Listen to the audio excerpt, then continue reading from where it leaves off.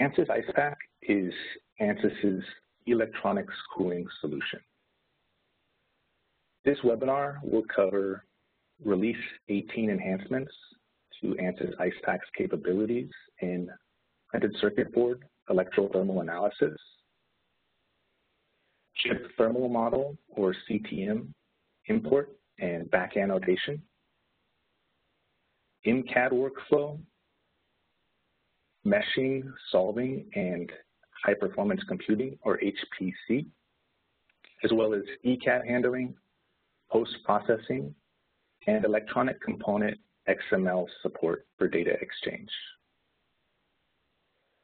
Towards the end of this presentation, I'll also introduce the upcoming ANSYS Electronics Desktop Icepak.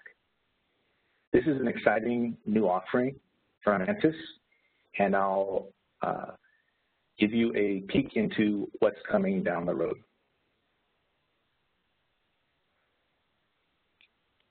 So first, I'm going to go into the topic of Icepak enhancements in the area of printed circuit board electrothermal analysis at Release 18.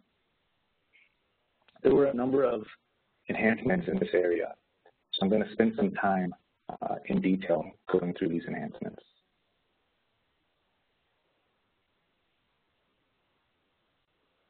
So we see electronic components with smaller footprints and higher power requirements. And increases in current density lead to increased joule heating in traces, planes, and vias and board. This joule heating further affects the electrical performance of the PCB or package substrate. Additionally, different component properties and temperatures also affect the mechanical reliability. So there's three areas of reliability concerns in a typical PCB design. You have electrical reliability, thermal reliability, and mechanical reliability.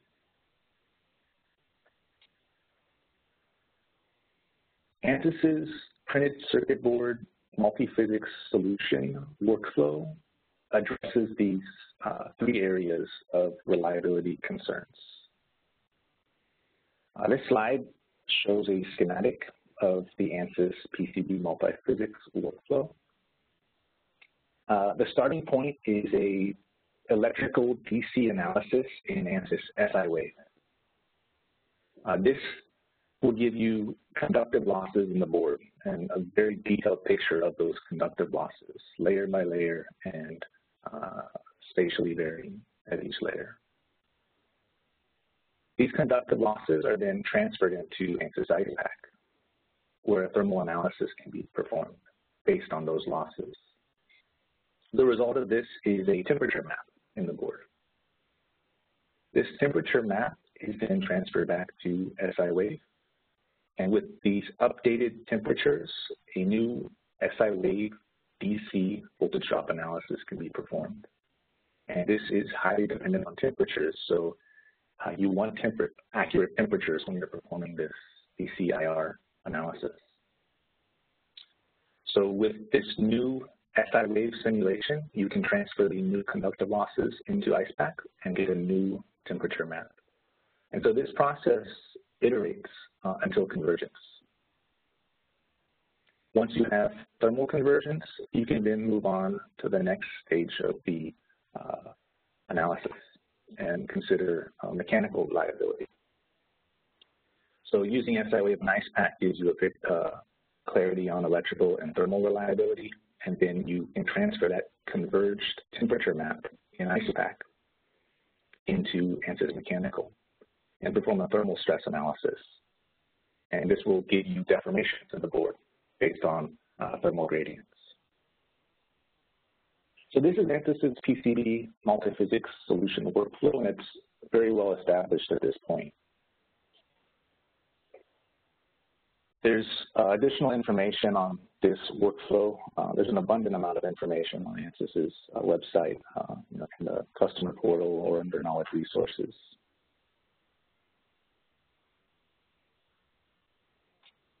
So there are two options for the printed circuit board electrothermal analysis part. The first option is launching the Icepak SI-Wave coupling from within SI-Wave itself. That's option one. Option two is launching the SI-Wave Icepak coupling from within Icepak. So you can kick off this coupling, this electrothermal coupling from either SI-Wave or Icepak. And whether you go one way or the other depends on your starting point and your preference. Both options are fully automated and iterate to thermal convergence.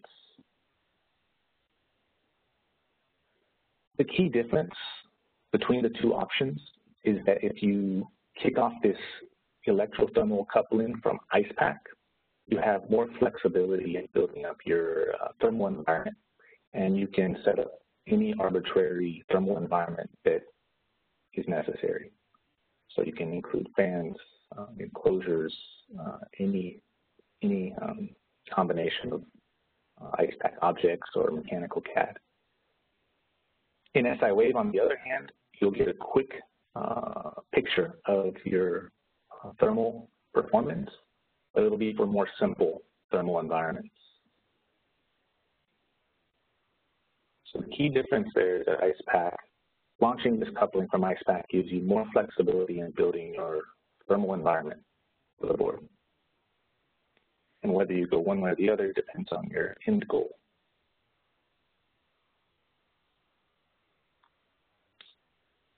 So what I want to talk about today is the enhancements that were made at Release 18 for both of these options. I'll spend some time on this, and then I'll move on to the other areas of enhancements. So first, I want to talk about option one, that is launching your electrothermal coupling from within SI-Wave. So when you're in SI-Wave, you can see this ribbon here on the top, and you can click on the simulation tab there, and there's an Icepak icon. And click on this, and you can begin setting up your thermal portion of your electrothermal analysis.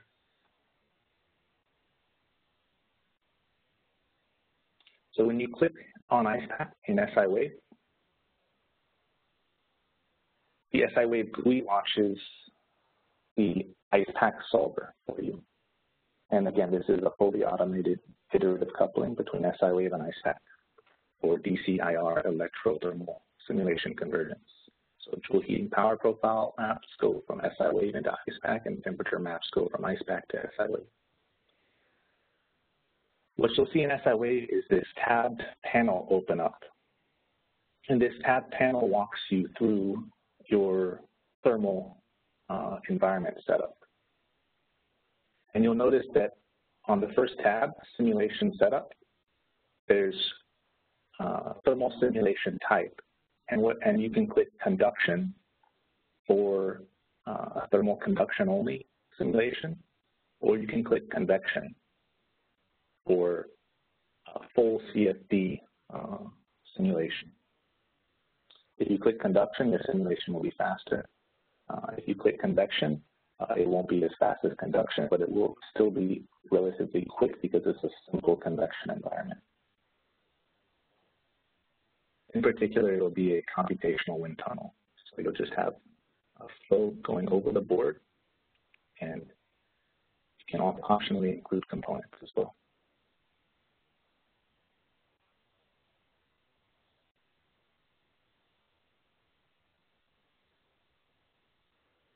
The next tab in this Icepak simulation setup panel is thermal environment. So if you chose conduction as your thermal simulation type, you can then select appropriate thermal boundary conditions. And Icepak will, based on your inputs, Icepak will calculate heat transfer coefficients based on established correlations. That's for conduction. And then for convection, based on your inputs, SI-Wave will set up an Icepak simulation with your inputs as boundary conditions.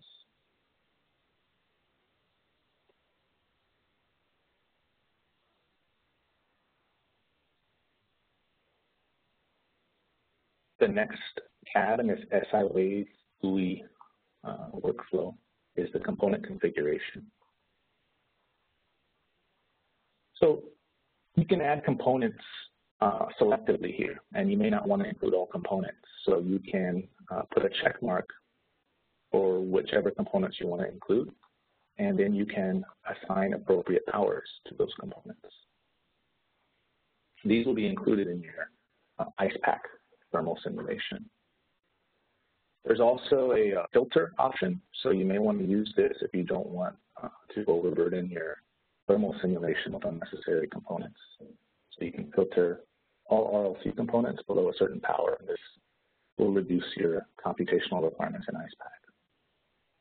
On the fourth and final tab, this is available when you're doing convection type. So you can create the overall dimensions of your CFD wind tunnel or Icepak cabinet in Icepak terms. There's a button here to apply a recommended size. So this just applies some recommended size and puts some inputs in here.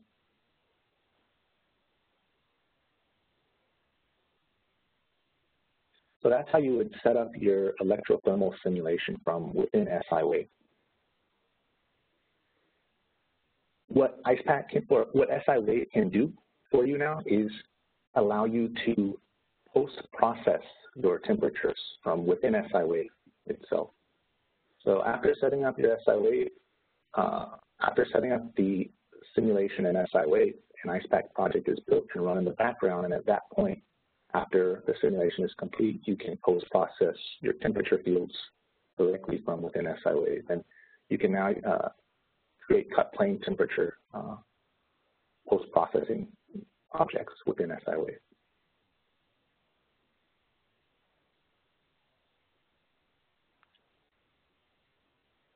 And before I get off the SI-Wave-based workflow, I'll mention a couple more items in terms of enhancements at R18. Updated mesh settings were implemented in Icepak for improved solver stability. So when you set up your Icepak simulation in SI-Wave, there'll be some default mesh settings already set up in Icepak, and these have been improved at 18 for improved solver stability. Also, a noteworthy enhancement is the spatial profile implementation for the layer-by-layer power dissipation maps. And this has resulted in major improvements in overall turnaround time and robustness. And I'll talk a little bit more about this enhancement when I start talking about improvements on the Icepak side of this workflow. And finally, a useful tool is this ability to create and open an Icepak project from SI-Wave. This allows you to go on and perform more detailed analysis and reporting in standalone Icepak. So previously I was talking about going to the simulation tab, and this allows you to perform the electrothermal simulations. But if you just want to export your board into Icepak, then you can go to this export ribbon and click on Icepak, and you set up your Icepak project in a very similar way to what you would do for the simulation. And this won't solve, it won't kick off the solver, but it'll set up your Icepak project. And then you can go into Icepak and add whatever kind of thermal environment features you want to include. So this allows you to go from SI-Wave into Icepak without immediately solving.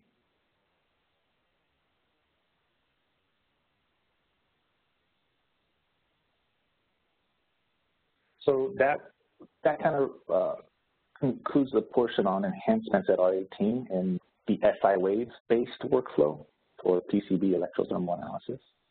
So now I want to give you some updates on enhancements for Release 18 for the Icepak-based workflow, or option 2.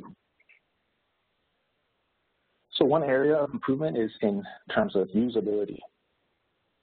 The macro that launches the electrothermal analysis in Icepak now only requires pointing to the board in Icepak and the SLA project file. So minimal inputs are now required at R18.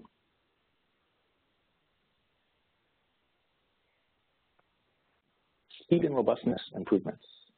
So as I mentioned previously, we now implement a spatial profile for the power dissipation map.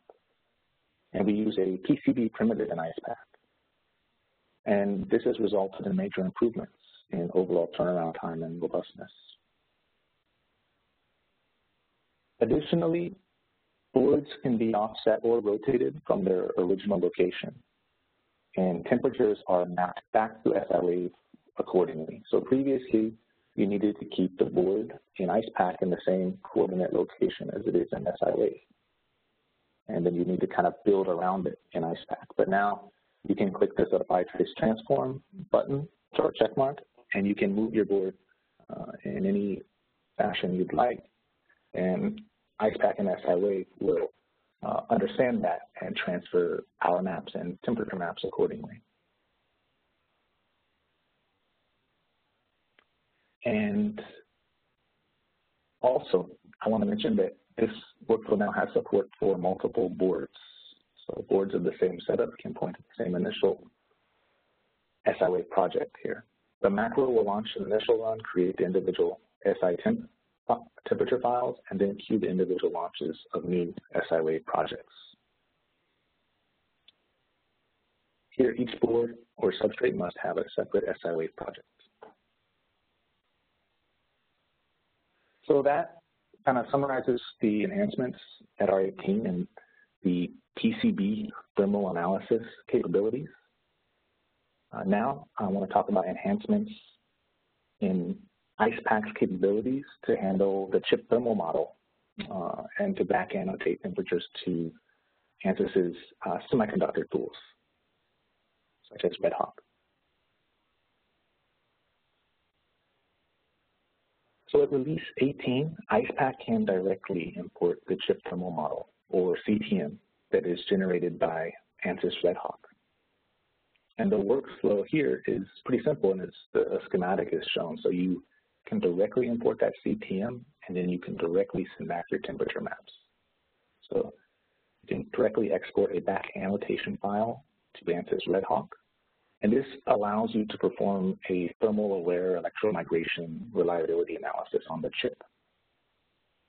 So direct links both ways here between ANSYS Red Hawk and ANSYS Icepak. This is what the import panel looks like in Icepak for CTM import.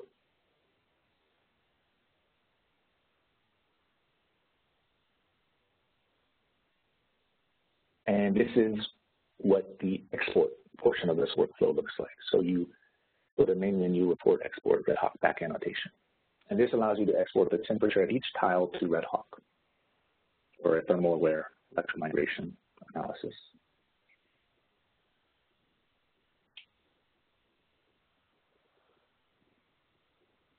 The next area I want to talk about is enhancements to Icepak's capabilities at R18 in its mechanical CAD workflow. So there's been significant enhancements in Icepak's capabilities to handle mechanical CAD data. And the key reason for these improvements is Icepak's linking to SpaceClaim. ANSYS SpaceClaim is the new de facto CAD cleanup tool for all ANSYS products. Geometry simplification, repair, and modification is significantly streamlined compared to ANSYS Design Modeler. At release 18, most of the Design Modeler electronics utility or electronics toolbox capabilities have been incorporated into ANSYS SpaceClaim. So Design Modeler is still there. For users who prefer Design Modeler, you can continue using Design Modeler or DM. But you can, for users who prefer SpaceClaim or who want to learn SpaceClaim, you can now use SpaceClaim to import your mechanical CAD geometry into Icepak. And the workflow in the workbench project schematic is the same. You have that geometry module here, and you transfer your mechanical CAD into Icepak with that direct link to Icepak setup cell.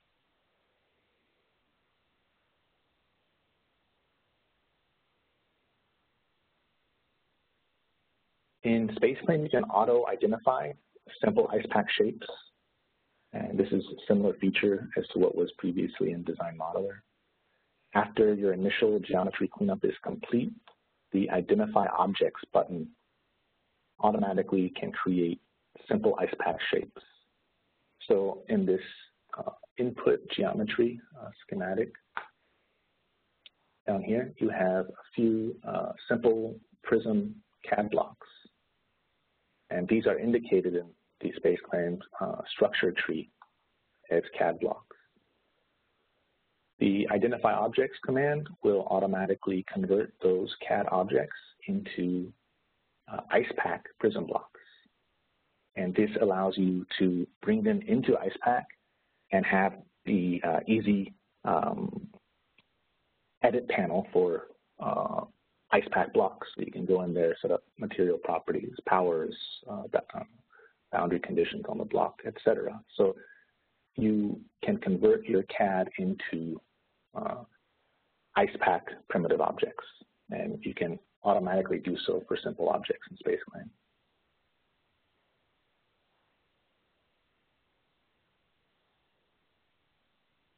SpaceClaim now has these simplification levels, which were also a core feature in the Design Modeler CAD workflow to Icepak. So it's the same type of concept. You have 4 different levels. So level 0 converts geometry to a bounding box prism. Level 1 converts geometry to a collection of prisms and cylinders. Level 2 converts geometry to a polygonal approximation. And then finally, level 3 keeps the geometry as is. And you would use this only when needed. So you can take your original CAD geometry and simplify it using the simplify command, and also convert it to primitive Icepak objects. So you have the advantage in Icepak to have those familiar edit panels.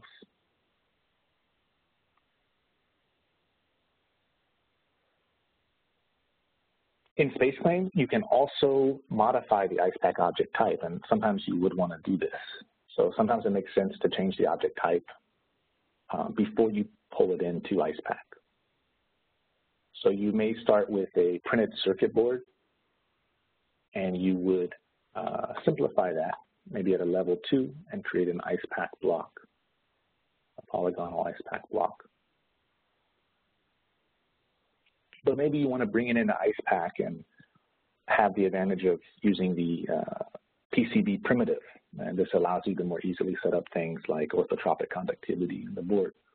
In that case, you would just convert it to a PCB object in SpaceClaim. You can also do this for 2D type objects in SpaceClaim. So you can convert an Icepak plate to a source or a wall or an opening, for example. So you may want to do this in some cases and convert objects before pulling them into Icepak.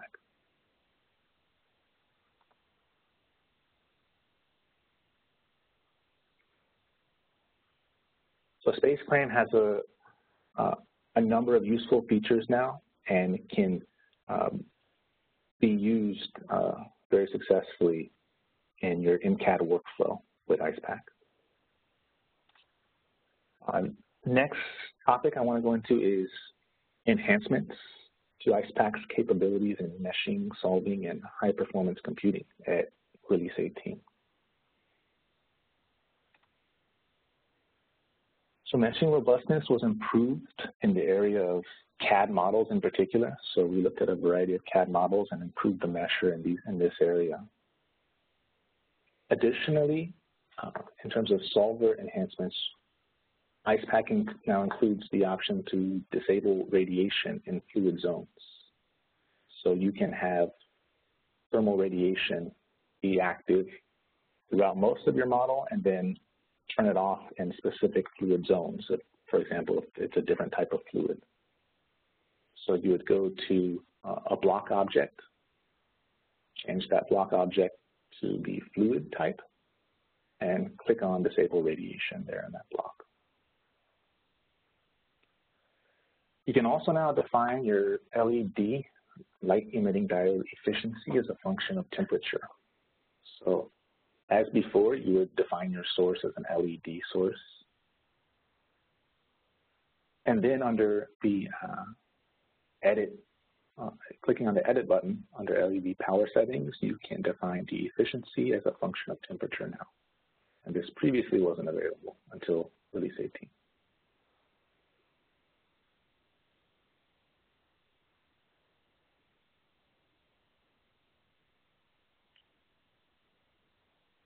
The Krylov reduced order model capability has seen some enhancements at release 18.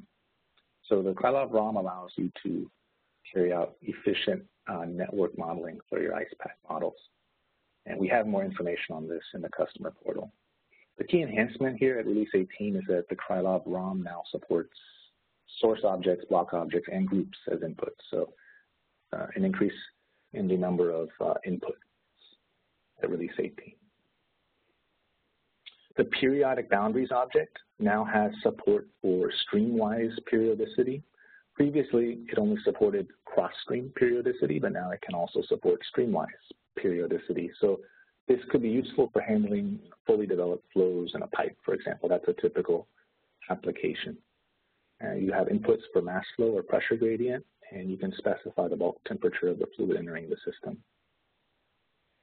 You would check this to turn it on, or you would leave the option unchecked to model the default cross-stream periodicity.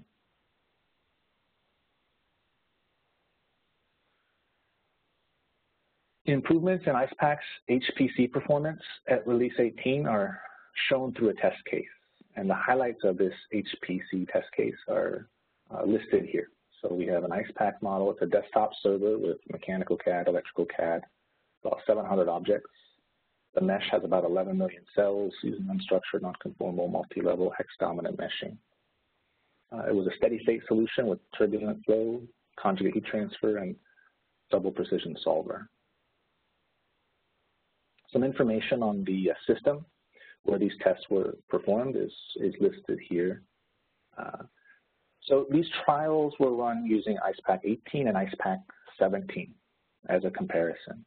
And each trial was run for 250 iterations. And the overall runtime includes the case setup and the iteration portion of the solving. So comparing release 17 to release 18, you can see here the overall runtime versus number of cores. And you do see an improvement at release 18 compared to 17. And at 17, we saw a similar improvement. So we're making strides here at each release to improve HPC performance and maintaining great scalability and leveraging the FLUENT solver. You can see this picture a little more clearly if you plot it in terms of speed up versus number of cores, where the overall runtime for one core is taken as a reference to calculate speed up. So this allows you to see the improvements at release 18 compared to 17 a little better.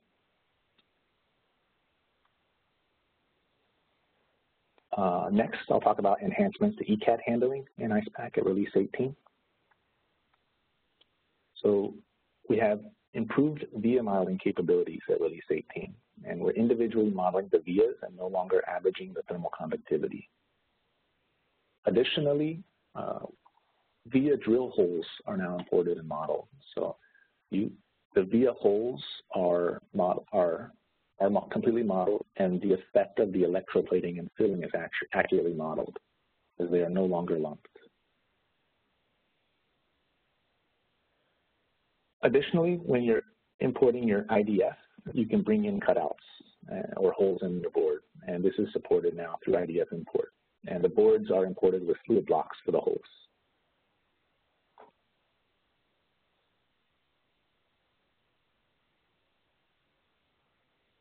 Now I'll talk about post-processing enhancements in Icepak at release 18.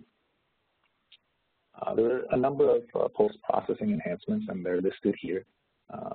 solar heat flux reporting was implemented, optimized Manhattan displays, improved, and a Manhattan display is something you might create for a chip power map, as shown on the bottom left here. It allows you to see a 3D kind of image of the power map or heat flux or heating temperature. Improved surface probing, so you can surface probe on more post-processing objects. And you can also create smooth 3D contours, and there's now a transient option for full reports. So previously, a full report would only give you the final solution state for a transient simulation, but now you can view it at each saved point in that transient simulation.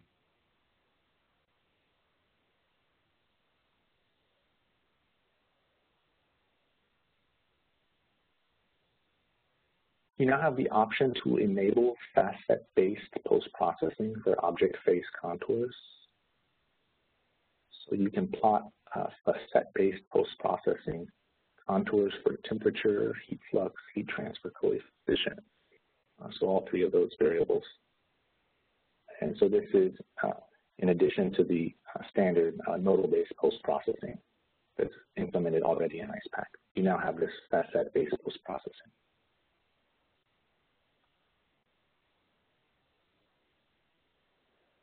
And finally, the last enhancement I'm going to mention that was made at Release 18 in Icepak is support for electronic component XML or ECXML data exchange.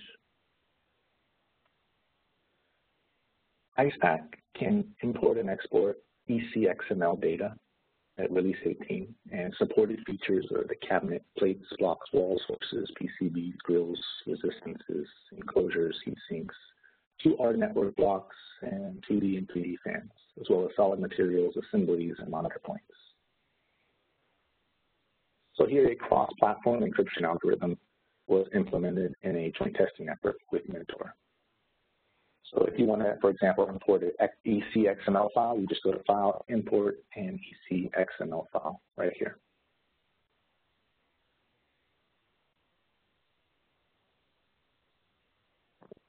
So I've finished up the discussion of Release 18 Icepak enhancements.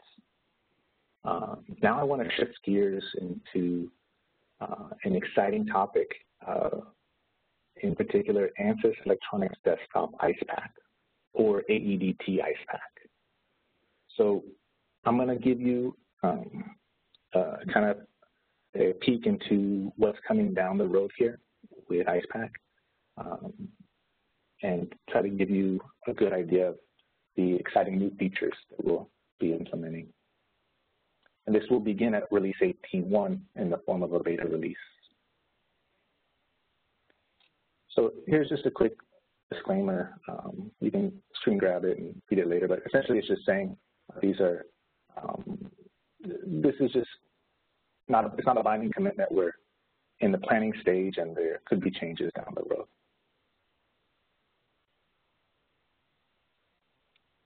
So with ANSYS Electronics Desktop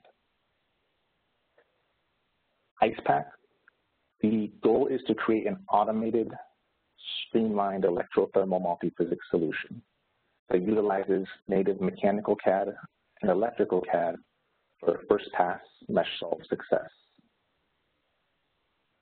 And we've received a tremendous amount of feedback for Icepak that we want to implement to give users a tool that will help them be more productive. And so the key drivers and mandates for this AEDT Icepak are listed here.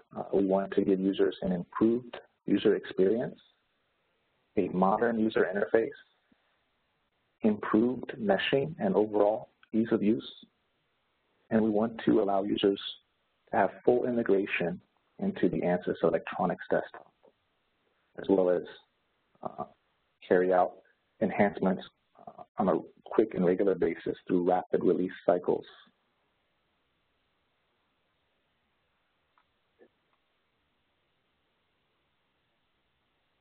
So AEDT Icepak will be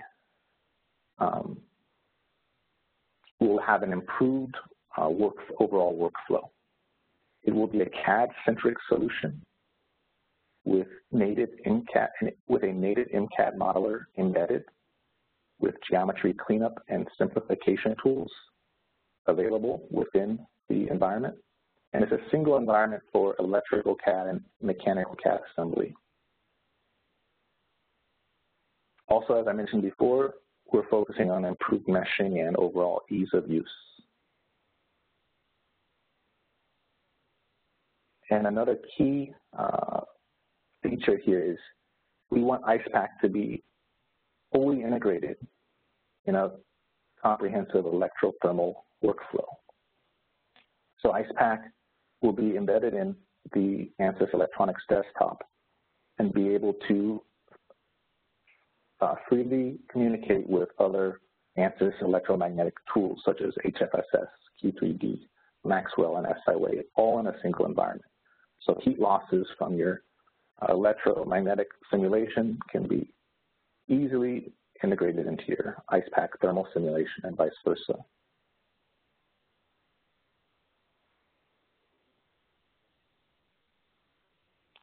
So as I mentioned, at release 18.1, it will be a beta release. So there'll be a limited feature set initially exposed. And this will be a multi-year project to migrate all capabilities into the AEDT Icepak. And we're quite excited about this new offering, and we're looking forward to delivering an improved Icepak with improved capabilities and fully integrated into the electronics desktop environment. And the goal here is to deliver users an improved overall experience with Icepak.